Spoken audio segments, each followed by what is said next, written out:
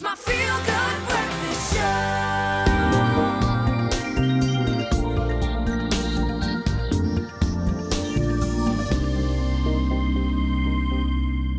Welcome back as we get a view into, or maybe past, the final frontier like we have never had before. The Square Kilometre Array is a name that you are likely to hear a lot about in the news in the coming months and hopefully coming years. It's set to be the world's largest radio telescope to explore the universe, and probably the biggest in the universe. And it's going to be built in Australia and right here in South Africa. A project spanning 2 continents, and our favorite astronomer in the universe, no, never mind just this planet, Dr. Daniel Kahneman now connects with us with a smile that's even broader than usual. Buddy, my first question is, do I call it the SKA or do I call it the SCAR? SKA. SKA. Okay, you said that was, you've sucked the fun out of it already, man. No, Sorry, buddy, man. this is massive. We've got the green light for construction. This is really, really big and good news for South Africa, for the world.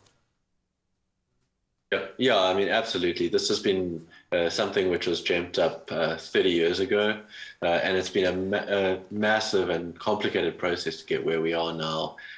Just understanding how radio telescopes work better, going through the whole design process, putting forward science cases, just really trying to figure out what this thing can do and how it's going to do it. And to be at the point where all those boxes are ticked, and the green light for construction has finally been awarded. It's a very, very exciting time for astronomy.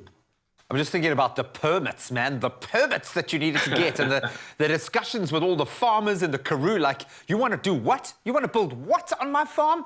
It's amazing to me that this is a continental, a joint collaborative effort. And we know that a portion is being built in South Africa and a portion in Australia. So how is it all going to come together and actually work?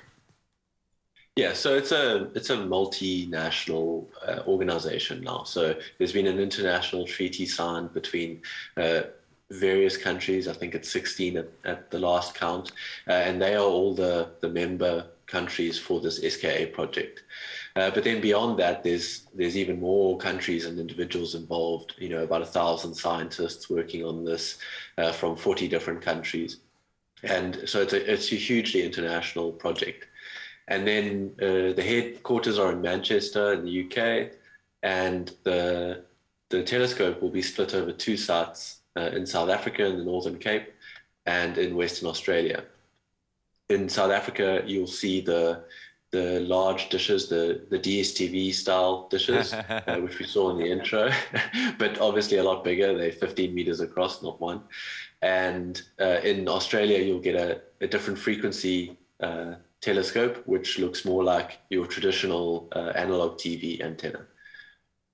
What are we hoping to see? What is the goal here with this mammoth project? Everything. We want to see everything. So the original concept was basically to look back to the beginning of time. So in order to look at the very, very early universe, when the first stars and galaxies are forming, we need to look in the radio. We can't look in optical. You can't look in different wavelengths.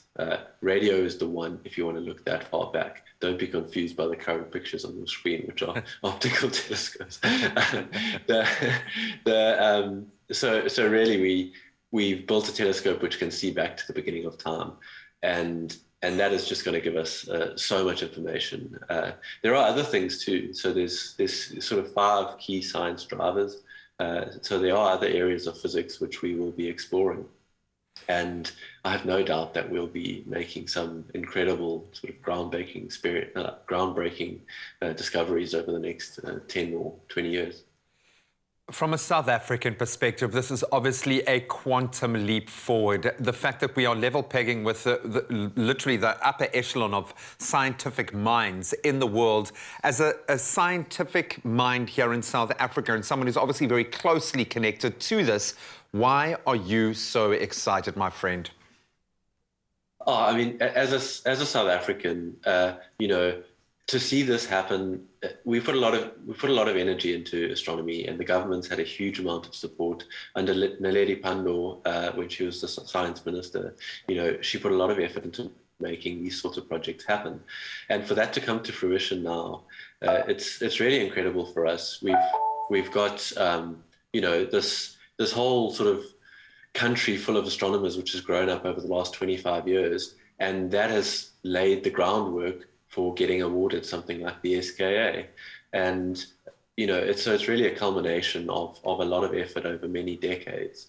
And now the opportunities for young astronomers in South Africa are just, like, there's no end. It's completely open to us. We've got astronomers here who will, in the next, I don't know, hopefully 20 or 30 years, be winning Nobel Prizes, because we really are at the forefront of astronomy now. Oh, I love the sound of absolutely everything you're saying. I'm just picturing the next 5 little Dr. Daniel Kahnemars being born out of this wonderful opportunity. Like you say, a massive kudos to all of the scientists, the politicians, everyone who has worked for the last nearly 3 decades to make this a reality. Dr. Dan, we celebrate with you, my friend. This is a massive step forward for not just South Africa, but for the planet. And I love the fact that this is collaborative. This is multinational. That has to be a massive thumbs up. Dr. Dan, thanks as always for getting us so excited about science. We love you, man. Thank you, man. Thanks for having me. Just who knows the next scientific mind that's going to be inspired by this. Now they'll have access to the pinnacle of science, and it's right here in South Africa.